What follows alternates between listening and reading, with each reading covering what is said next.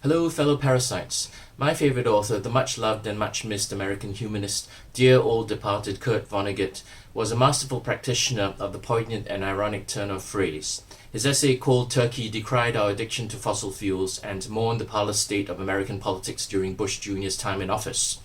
Only a nutcase would want to be president, Kurt said. Indeed, only a nutcase would want to be a human being. And here we are, nutcase human beings making a mighty mess of things. We're terrible animals, and I believe the Earth's immune system is trying to get rid of us, as well it should. Kurt's mind remained so sharp and so incisive to the very end, you'd swear he ate razor blades for breakfast.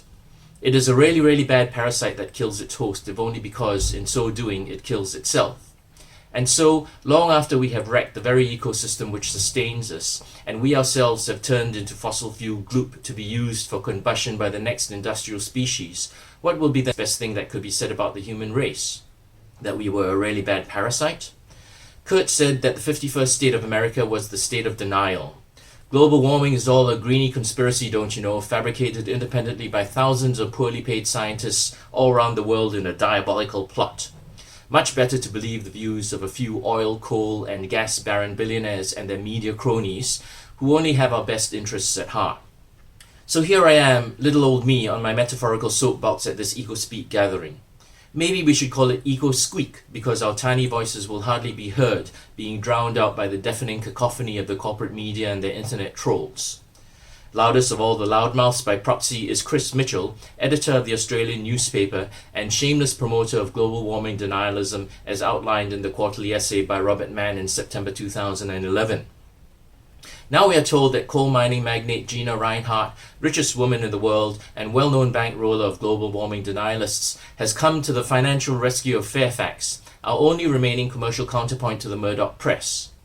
According to the redoubtable Tony Rabbit, she is a white knight who only wants to save jobs and uphold the journalistic integrity of this nation. A fable worthy of Wonderland, talking caterpillars, and magic mushrooms. To this tall tale, let me add my own pathetic and clunky poetic commentary such as it is. No one is meaner than corpulent Gina, who won't hesitate at all to sue non-entities like me and you to tighten Reinhardt's corporate reign. Saviour of Fairfax, much better than anthrax. Her good intent let's not deny. She'll make us think that pigs may fly. In truth, she gets around by plane. Lewis Carroll described his epic poem The Hunting of the Snark as an agony in 8 fits. I wrote my own agony in 10 pages in early 2012, an essay I titled The Brisbane Institute is a Brisbane Prostitute. I described my dismay as to how the supposedly honourable Brisbane Institute had become a paid mouthpiece for the fossil fuel lobby, highlighting the views of Christopher Monckton and Ian Plimer. They also imported a morbidly obese fossil fuel professor named Michael Economides to lecture us on how wonderfully beneficial unrestrained overconsumption was for us and how terrifically great the coal seam gas industry was, with no adverse effects whatsoever. In my essay, I of course apologized to any prostitutes who may have been offended by the comparison with that reprehensible Brisbane Institute.